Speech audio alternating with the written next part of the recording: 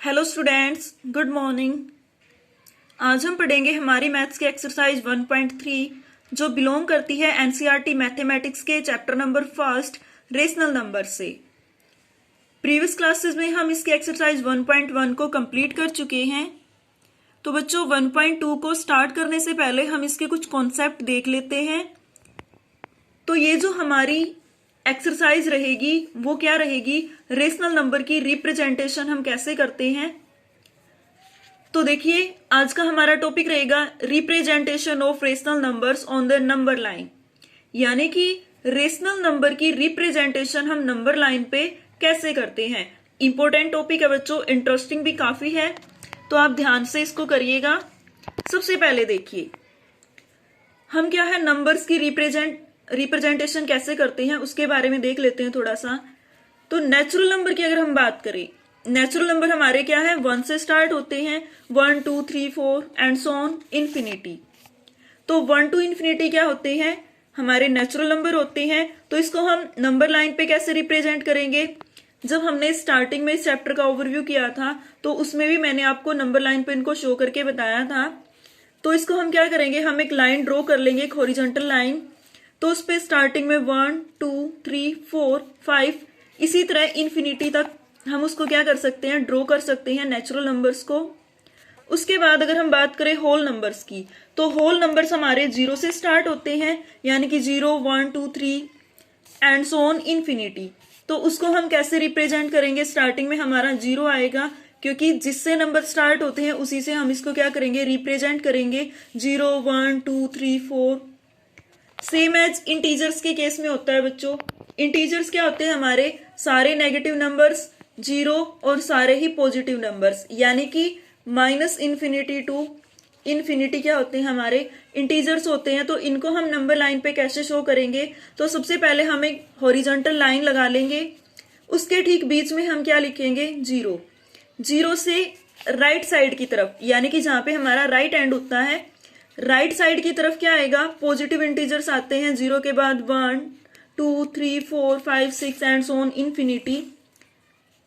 0 के left side में, हमारे लेफ्ट हैंड साइड की तरफ क्या होते हैं, नेगेटिव इंटीजर्स होते हैं, सेम एज ऐसे ही 0 -1 -2 -3 एंड माइनस इन्फिनिटी। तो इनको हम क्या करते हैं, ऐसे लिखते हैं। अब देखिए जैसे मान लीजिए हमने ले लिया 0 एंड 1। अब 0 एंड 1 क्या इनके बीच में कोई और नंबर भी है, क्या आपको दिखाई दे रहा है? तो आप बोलेंगे कि नो मैम, 0 और 1 के बीच में तो कोई भी नंबर नहीं है हमारा। अगर हम बात करें 3 एंड 4 की, तो आपको बोला गया क्या इसके बीच में कोई और नंबर है, तो आप बोलेंगे कि नहीं मैम, इनके बीच में तो कोई भी नंबर नहीं है। तो ये जो जितनी भी हमारी ये क्या हुई, जितनी भी दुविधा है, इसको सोल्व करने के लिए क्या है, रेशनल नंबर्स बनाए गए हैं। रेशनल नंबर्स क्या होते हैं, हमारे P अपॉन Q की फॉर्म में लिखते हैं हम, P upon Q where Q is equal to not 0, यानी कि Q जो है हमारा वो 0 नहीं हो सकता। क्यों? क्योंकि किसी नंबर का अगर डिनोमिनेटर 0 है दैट मीन्स वो नंबर क्या है, अनडिफाइंड है। तो रेशनल नंबर्स को हम कैसे रिप्रेजेंट करेंगे, तो मान लीजिए हमने क्या है एक लाइन ड्रॉ कर ली, सेम एज वैसे ही 0 को हमने क्या है बीच में रखा, राइट हैंड साइड की तरफ 1 और यहाँ पे -1।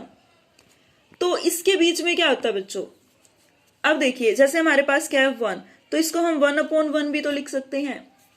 तो ये क्या हो गया हमारा रेशनल नंबर। 1 क्या है हमारा एक रेशनल नंबर है, क्योंकि इसको हम 1 अपॉन 1 लिख सकते हैं। तो इसके बीच में 0 और 1 के बीच में एक 1/2, ये भी तो एक रेशनल नंबर है। और -1 और 0 इसके बीच में भी -1/2, ये भी एक रेशनल नंबर है। तो बच्चों 0 और 1 के बीच में ये एक रेशनल नंबर आ गया। अगर मैं आपको बोलूं कि आपको 10 रेशनल नंबर्स निकालने हैं इनके बीच के, तो आप बोलोगे मैम कि 10 हम कैसे निकालेंगे। तो देखिए बच्चों इसको कैसे सोल्व करेंगे। सबसे पहले हम एक नंबर लाइन ड्रॉ कर लेंगे, सेम एज वैसे ही 0 को हमने बीच में रख लिया। राइट हैंड साइड की तरफ हमारे पॉजिटिव इंटीजर हैं और लेफ्ट हैंड साइड की तरफ हमारे क्या है, नेगेटिव इंटीजर्स। अब मैं आपको बोलूंगी कि आपने क्या करना है, आपने 1/2 को क्या करना है, रेशनल नंबर पे शो करना है। 1/2 को सॉरी नंबर लाइन पे आपने क्या करना है, इसको शो करना है। तो आप बोलेंगे कि मैम 1/2 को कैसे करें, तो वही है बच्चों देखिए 0 लिखा, राइट हैंड साइड की तरफ positive integers, left hand side की तरफ नेगेटिव इंटीजर्स। तो 0 1 2 3 4 इसी तरह -1 -2 -3 -4। आपको 1/2 निकालना है तो आपने बस एक चीज का ध्यान रखना है, आप ये देख लीजिए इसका डिनोमिनेटर कितना है। इसका डिनोमिनेटर कितना है बच्चों? 2। तो आप क्या कीजिए, सारे नंबर्स के नीचे आप डिनोमिनेटर 2 कर दीजिए, यानी कि इन सभी को आप रेशनल नंबर्स बना लीजिए। 4 के नीचे भी 2, यहां भी 2, यहां भी 2, -1/2, -2/2, -3/2, -4/2। अब हमने ये कर लिया तो देखिए ये आ गया हमारा 1/2 और इस तरफ आ गया -1/2। तो आ गया ना बच्चों। तो इस तरह से हमारा क्या आ गया, 1/2 को हमने क्या कर दिया, नंबर लाइन पे शो कर दिया। अब देखिए, अब सिंपल सी बात ये है कि जो 1/2 है वो किन होल नंबर्स के बीच में आया। होल नंबर्स बोले तो 0 to ∞। तो ये जो 1/2 है ना वो किन होल नंबर्स के बीच में आया। तो इसके लिए हम क्या करेंगे, इनको होल नंबर्स में कन्वर्ट कर लेंगे। कौन कौन से हमारे पास होल नंबर्स, देखिए ये 0/2 है, इसको हम 0 लिख सकते हैं, ऑफ कोर्स लिख सकते हैं। किसी नंबर 0 कोई नंबर उसको किसी भी नंबर से डिवाइड करे 0 को तो हमारा जो आंसर है वो 0 ही आएगा। यहाँ पे देखिए 2/2, तो 2 से 2 कैंसिल, इसको हम 1 लिख सकते हैं ना।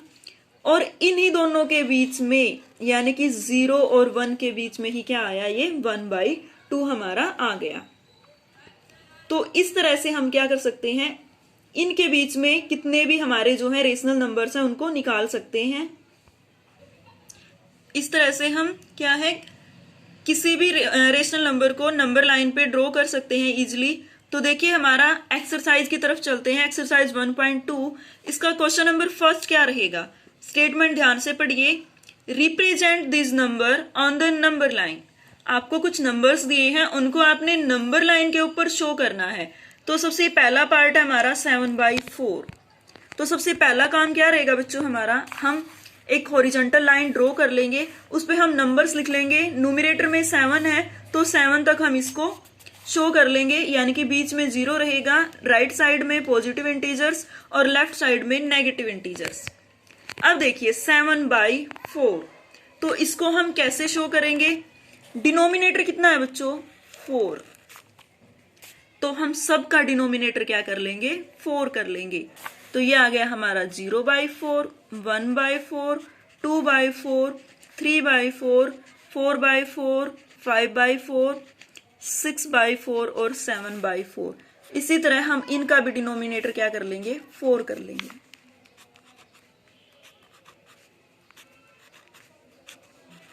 हमने किसको शो करना है 7/4, तो ये आ गया हमारा 7/4। और अगर हमने -7/4 को शो करना होता तो वो कहाँ आता हमारा यहाँ पे। तो इस तरह से हम किसी भी रेशनल नंबर को नंबर लाइन पे इजिली शो कर सकते हैं। उसके बाद है बच्चों क्वेश्चन नंबर 2, रिप्रेजेंट -2/11, -5/11, -9/11। तो इन सबको हमने एक ही नंबर लाइन पे ड्रॉ करना है, तो हम कर सकते हैं आसानी से। सेम एज रहेगा हमारा, 9 तक गिवन है तो माइनस में हम कहां तक ले लेंगे 9 तक ले लेंगे। तो देखिए बीच में हमने 0 ले लिया, पॉजिटिव में हम कहां तक भी ले, नेगेटिव में हमने माइनस तक लेना है, तो -1, -2, -3, -9 तक। सबसे पहले इन्होंने बोला -2/11, डिनोमिनेटर 11 है तो सब का डिनोमिनेटर हम क्या कर लेंगे 11 कर लेंगे।